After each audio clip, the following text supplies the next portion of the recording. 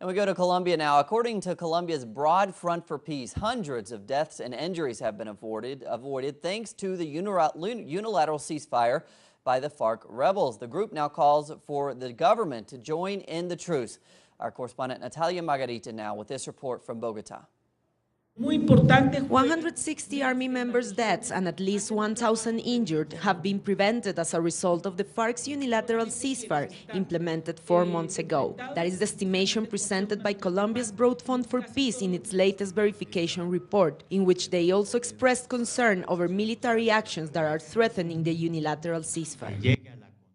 It is very important that the FARC maintains its truce, but also it is compulsory to move forward towards a bilateral ceasefire.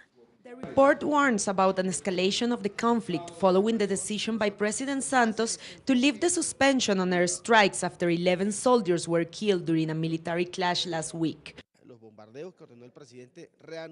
Those air raids that the president ordered to assume allegedly against the insurgency already took the life of indigenous women, but also today we got informed that airstrikes over indigenous and peasants territories in Cauca are taking place.